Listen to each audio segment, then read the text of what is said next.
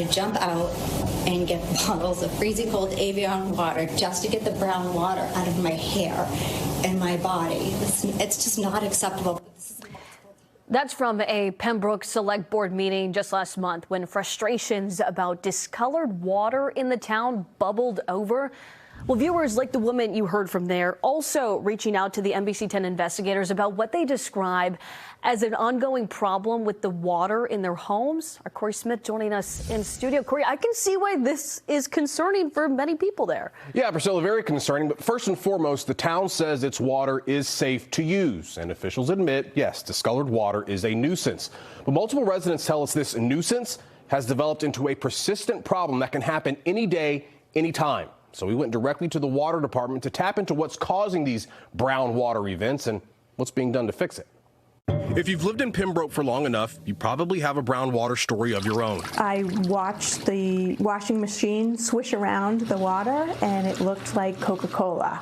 The murky brown hue comes from naturally occurring minerals like iron and manganese that accumulate in decades-old wells and pipes. Flush the system, as Pembroke does at least twice a year, and it can flow right into your home. And then I realized I didn't dye my hair, and that's when it hit me that I'm covered in dark espresso brown water. For longtime residents Chris Favor and Kyson Nasinski, discolored water is just a way of life in Pembroke. But they say it keeps happening again and again, and at times without warning.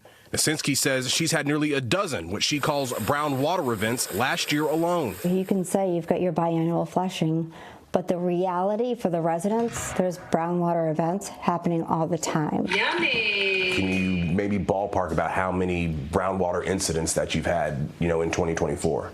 I would say maybe 10. It's gross, it's disgusting, it's costly. Does the town fully grasp how often that is happening? I think we're still trying to get a feel for how often this is happening. It's an aesthetic concern, it's not a health concern. Here we can Dan Sullivan is the Pembroke Water Superintendent. He says the perceived uptick in so-called brown water events is the result of operating and maintaining an old water system. The town does its best to notify residents of when it might happen, but Sullivan admits in some cases there isn't time. But multiple residents tell the investigators even those notifications can contain inaccurate information. Nasinski says she gets brown water in her home even when work is being done in another part of town. When you start closing valves, you're changing the flows in the system. You will experience discolored water calls outside of the zones you're flushing. Sullivan also wants residents to know that these brown water events aren't solely the result of flushing the system. Can fire flow tests cause brown water? Yes. A water main break? Yep. Contracting work not being done by the city? Correct. To address the growing concern, the town recently created an online discolored water form. Sullivan says it's actually helped them hold contractors accountable for causing a discoloration event. The public are basically our eyes out in the system. So each one of these dates is a brown water event. Nasinski's been watching for more than a year now. She's tracking reports of brown water and cross-referencing them with maintenance notifications and other events that cause discoloration. This cannot be the status quo. This can't. We deserve better than that. What would you say to those frustrated residents? We need to treat the sources. These aren't things that can happen overnight. It's time and money, and that's a lot of money. Now, at the same town meeting we showed you earlier, the water department unveiled an ambitious $75 million plan to improve the water system and in turn address the discolored water issue.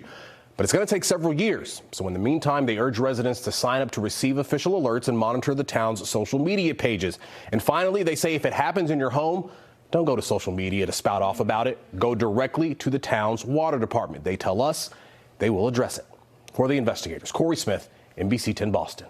Corey, thank you. Now, this investigation started with a viewer tip.